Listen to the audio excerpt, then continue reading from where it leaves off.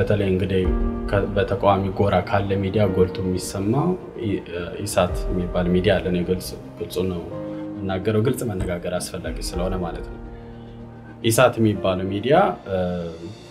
በነገራችን ላይ ነፃ ሚዲያ አይደለም እንደኔ እይታ እንደኔ ግምገማ አክራሪ የቀኝ ጽንፍ ሚዲያ ነው ኢሳት ሚዲያ የሚባለው ልክ አሜሪካ ሀገር ፎክስ ኒውስን ምንለው አክራሪ የቀኝ ሚዲያ የትራምፕ ደጋፊዎች ድምጽ የሚሰባበት ጽንፈኛ ሚዲያ ልክ እንደዛ ኢትዮጵያ ውስጥ ኢሳት የሚባል ሚዲያ አለ የአክራሪ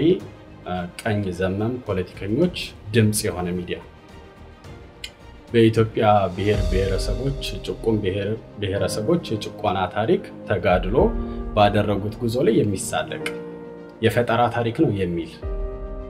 እንደዚህ አይነት የሚዘብት ቪዲዮ አለ በጣም ዌል ዶክመንትድ የሆኑ ፋክቶችን የውሸት ታሪክ ናቸው የፈጠራ ታሪክ ናቸው ወያኔ የፈጠራቸው ታሪኮች ናቸው ብሎ የሚያጥላላ ሚዲያ በድፍረት በእንደዛው ምላሱ ደግሞ ተመልሶ 27 አመት የትግሬ አገዛዝ የትግሬ ስርዓት እያለ ለመናገር ግን ማያደናቅፈው በአንጻሩ ግን ኢትዮጵያ ውስጥ ከ100 አመት በላይ የተራመደው ብሔሮች በማንነታቸው እንዲሸማቀቁ የተደረገበትን ገባር ሲስተም በሚባል ሰሜን ላይ ባልነበረ ደቡብና ኦሮሚያ ላይ ብቻ በነበረ ሲስተም ብዙ ሰዎች ጭሰኛ ተደርገው መሬታቸውን ተቀምተው እነሱ እየሰሩ ከአንድ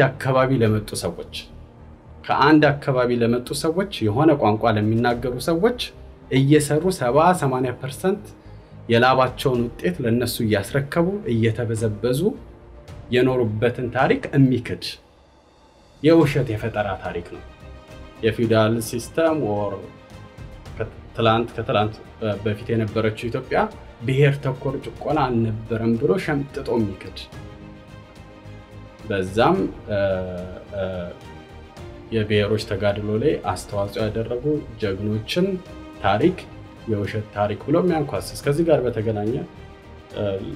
በሲዳማ ታሪክ ውስጥ ድርሻ የነበራቸው ከነፍጠኛው ጋር ነፍጠኛ ማለት እኛ በምንጠቀምበት ሴንስ የብሔር መገለጫ አይደለም በነፍጥ ኃይል ግን የሰውን ማንነት ጨፈልቃለው በበዘብዛለው ብሎ የመጣ ኃይል ነፍጠኛ ነው የምንለውኛ አሁን ከዛ ማንነት ጋር ራሳቸው ማጣበቅ የሚፈልጉ ሰዎች አሉ እነሱንም ይመለከታል እንደዚህ አይነት አመለካከት ያላቸው ነፍጥ ስላለኝ በነፍጥ ኃይል መጥቼ ጨፈልቃለው ረግጣለው በዛ የምፈልገውን ኢንትረስቴን አሟላለሁ ጭናለሁ ሰው ላይ የሚል ነፍጠኛ ይባላል ያንን ነው ዲስክራይብ ለማድረግ የምንጠቀመው ብሔርን አይደለም የሚገልጸው ከብሔር ጋር ለማገናኘት ሞከረው ነገር አለ እንደዛ አይደለም በእኛ አጠቃቀም ግን ከነዚህ ነፍጠኞች ጋር ማንነታቸውን ሊነጥቁ ሊያዋርዷቸው ከሰውነት ስብና ሊያወርዷቸው ከሞከሩ ሰዎች ጋር በጀግንነት የታገሉትን ሬዚስት ያደረጉትን የሲዳማ ጀግኖች እነሱን አስመልክቶ የተሰሩ ሀውልቶችን በኢሳት ሪዲኪዩል እየተደረገ ነበር በኢሳት ሚዲያ ላይ በግልጽ የውሸት ታሪክ ነው የወያኔ የፈጠራ ታሪክ ነው የኢትዮጵያ ጭቁን ህዝቦች ላይ የደረሰው ብዝበዛ የትላንት ታሪክ ነው በቀድማያት ዘመን የተደረገ ታሪክ ነው መጻፉ ላይ ይገባው ይሄ በቃል ራሱ ኦራሊ ከቀድማያት ወደ አያት ከአያት ወደ አባት ከአባት ወደ ልጅ ለመተላለፍ ራሱ ያን ያህል መዛባት ሊደርስበት አይችልም ምክንያቱም የ100 አመት ታሪክ ነው የቅርብ ጊዜ ታሪክ ነው እና ይሄን ታሪክ በሙሉ ግን ዲስሚስ ማድረግ ዌል ዶክመንትድ የሆኑ ነገሮችን እንደዛ አይነት ነገር አለ ስለዚህ ይሄ የቀኝ አክራሪ የሆነ ሚዲያ ይሄን የሚያዳምጡ ከሆነ ቢታቀቡ ጥሩ ነው ከእንደዚህ አይነት እንትናቸው እኔ ከዚህ በፊትም እንትን ለማለት ሞክሬያለሁ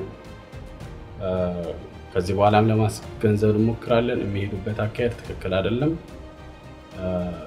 ፕሮግሬሲቭ የሆነ ሰው አንድ እንዴት ከማከላቸው ይጠፋል አንድ ሰው እንደዚህ አይነት ጽንፍ በያዘ አክራሪ የቀኝ ፖለቲካ አገራችን ውስጥ የምንፈልገውን ሪኮንሲሊዬሽን እርቅ ማምጣት አይቻልም ስለዚህ እነዚህ ሚዲያዎች ነገሩን የሆነ ነገር ሲከሰት እንደ ኢሳት ያሉ ሚዲያዎች ከዛ ደግሞ ሶሻል ሚዲያው ባጠቃላይ ስለዚህ እቺ ሀገር ለማን እንደተሰራች የምታውቀው ለዛ ነው። የሆነ ነገር ሲከሰት ኢሳትን ጨምሮ ሶሻል ሚዲያው ላይ በአጠቃላይ ኦሮሚያ ላይ የሆነ ነገር ሲከሰት ወይም አዋሳ ላይ የሆነ ነገር ሲከሰት ከሚገባው በላይ አምፕሊፋይ ማድረግ የተከሰተውን ድርጊት ከተከሰተኛ እናወግዛለን። መወገዝም አለበት። አናክሰፕተብል የሆነ ነገር ከተከሰተ በማያመቻመች ቃል መወገዝ አለበት፣ እንዳይደገም መደረግ አለበት። ወስዶ ግን ያን የትግል እንቅስቃሴን እየመሩ ካለ ቡድን ከኤጀቶ ጋር ወይም ቄሮን እንዳለ ከመፈረጅ ጋር ወይም ደግሞ ከዛም ደግሞ አልፎ ተርፎ ድሮስ ከኦሮሞ ድሮስ ከሲዳማ የሚል አይነት ጀነራላይዜሽን ጋር ለመሄድ የሚሞከርበት ሁኔታ አለ። ዘሴም ሊወገዙ የሚገባቸው ተነጻጻሪ የሆኑ ኢቪል ተግባሮች ሁሉም ቦታ ይካሄዳሉ። ጎጃም ላይ ብዙም ከቨሬጅ አላገኘውም። በሶሻል ሚዲያም በምንም ብዙ ያልተስተጋባ ነገር ሰው በድንጋይ ተወግሮ የተገደለበት ነገር አስተውለናል። ጎጃም ብቻ አይደለም፣ ሰው ተዘግዝቆ የተሰቀለበትን ግን ሚሊዮን ጊዜ ሰምተናል በሶሻል ሚዲያ። እንደውም ድሮስ ከአንድ ብሔር ምን ይጠበቃል ተብሎ ተወርቷል። ብዙ ጥሩምባ ተነፍቶበታልና እንደዚህ አይነት ሬሲስት የሆነ አካሄድ ልክ እዚህ ሀገር ጥቁር የሆነ ነገር ሲያጠፋ ሁሉም ጥቁር የሚኮነንበት፣